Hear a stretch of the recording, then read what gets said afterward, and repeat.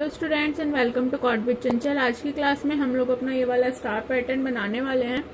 So start करते हैं। Start करने से पहले मैं आप लोगों को बता देना चाहती हूँ कि अगर आप लोगों को पूरे प्रोग्राम में कहीं पर भी कुछ भी प्रॉब्लम आती है तो आप लोग मुझसे कमेंट करके वो पूछ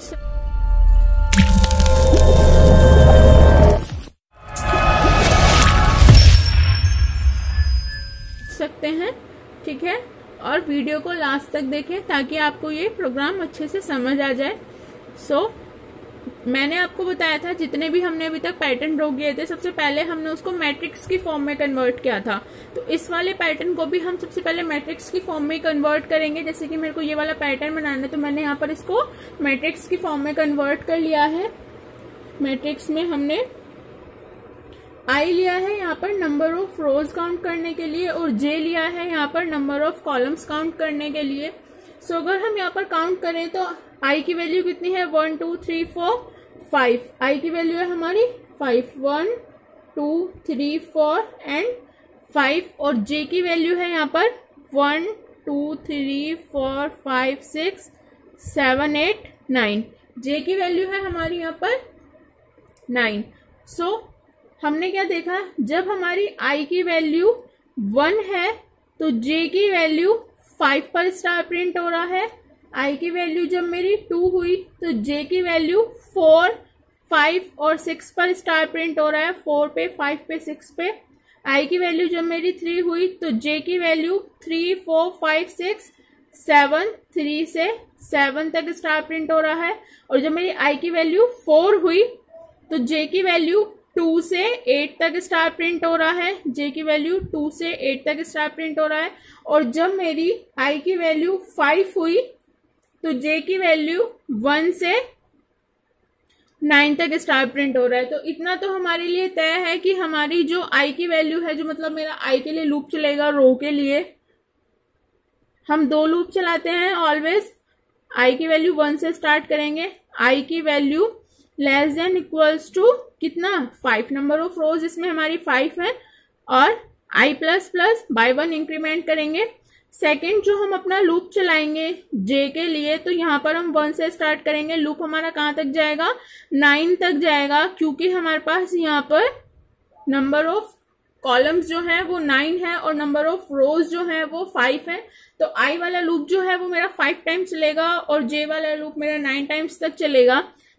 अब हमें यहाँ पर लॉजिक ये लगाना है कि ऐसा क्या हो कि जब मेरी आई की वैल्यू 1 हो तो जे की वैल्यू 5 पर स्टार प्रिंट हो। आई की वैल्यू जब 2 हो तो जे की वैल्यू 4 5 और 6 पर स्टार प्रिंट हो। तो क्या हम ऐसे लिख सकते हैं कि इफ जब मेरी जे की value greater than is equals to 6 minus I, जब मेरा ये लूप फर्स्ट टाइम रन होगा तो जब आई की वैल्यू मेरी 1 रहेगी, आई की वैल्यू जब मेरी 1 रहेगी तो 6 माइनस 1 कितना हो गया 5। तो मतलब ये 5 पोजीशन पर चला जाए तो इतना तो हो गया कि हाँ ये मेरा स्टार प्रिंट करा देगा। प्रिंट एफ स्टार हमने यहाँ पर प्रिंट हम करा लेंगे इससे, बट ये तो आगे तक लूप अपना चलाता रहेगा। तो अब हमें सेकेंड कंडीशन यहाँ पर क्या लगानी है कि वो बस केवल 6 माइनस आई पर ही स्टार प्रिंट कराए, आगे वो ना कराए। तो उसके लिए हम क्या लिख सकते हैं, एंड जे की value is less than is equals to 4 plus I. 4 plus I करने से क्या हुआ, आई की वैल्यू हमारी 1 है और उसमें हमने 4 प्लस किया तो 4 प्लस 1 इज इक्वल्स टू 5। मतलब जब ये दोनों कंडीशंस हमारी ट्रू होंगी उसी टाइम पर हमारा स्टार प्रिंट होगा। तो यहाँ पर जब मेरी जे की वैल्यू जो है 5 हुई और आई की वैल्यू 1 थी तो यहाँ पर स्टार प्रिंट हो गया, ठीक है। फिर एल्स पार्ट में हम जाएंगे और एल्स पार्ट में जाने के बाद हम लोग क्या प्रिंट कराते हैं, हम प्रिंट कराएंगे स्पेस और ये वाला फॉर लूप हमारा क्लोज। देन फिर हम प्रिंट करा देंगे नेक्स्ट लाइन। हम नेक्स्ट लाइन में जाएंगे और ये वाला लूप भी हमारा हो जाएगा क्लोज। फर्स्ट टाइम जब लूप रन हुआ तो हमारी ये कंडीशन ट्रू हुई जब आई की वैल्यू 1 थी, तो जे की वैल्यू इसने 5 पर स्टार प्रिंट कराया। सेकेंड टाइम जब लूप हमारा रन होगा तो जब हमारी आई की वैल्यू 2 होगी तो यहां पर कितना हो जाएगा, 6 - 2 = 4 एंड कितना है, जे की वैल्यू लेस देन = 4 + आई, मतलब कि 4 + 2 = 6। तो 4 से 6 तक स्टार प्रिंट होगा और जब ये थर्ड टाइम लूप चलेगा तो 6 - 3 = 3 एंड 4 + 3 = 7।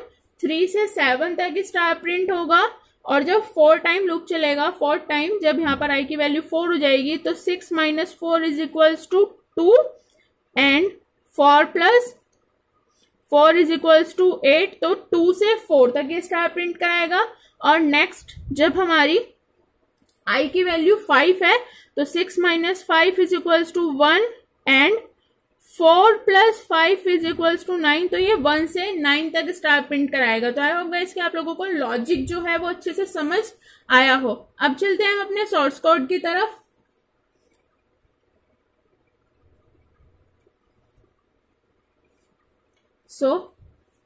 सबसे पहले हम लोग लिखते हैं हेडर फाइल्स,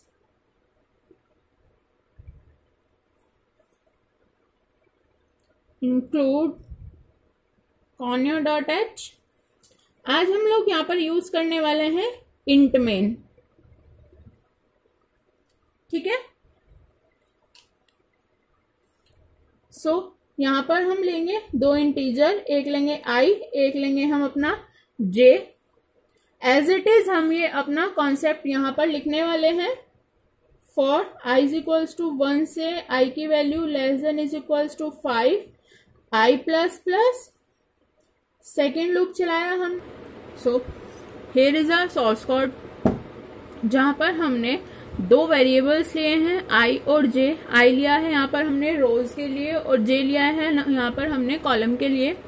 फर्स्ट लूप चलाया हमने रो के लिए, जैसे हमने यहाँ पर काउंट किया था, यहाँ पर नंबर ऑफ रोज जो है वो 5 है और सेकंड जो हमने लूप चलाया है वो 9 तक चलाया है क्योंकि यहाँ पर नंबर ऑफ कॉलम्स जो है वो हमारी 9 है। उसके बाद हमने यहाँ पर इफ की कंडीशन लगाई है जहां पर ये वाला जो हमारा कॉलम का लूप है ये तभी चलेगा, कॉलम के लूप में जब हमारे जो स्टार प्रिंट है वो उस पर डिपेंड करेगा जब ये कंडीशन हमारी ट्रू होगी। जैसे कि यहाँ पर मैंने आपको ये लूप को रन करके भी दिखाया था कि कंडीशन जो है वो कैसे सेटिस्फाई होगी और कब हमारा स्टार प्रिंट होगा, कब हमारा स्पेस प्रिंट होगा, ठीक है। अगर ये कंडीशन ट्रू है तो स्टार प्रिंट होगा, अदरवाइज एल्स में जाएगा और स्पेस प्रिंट कराएगा।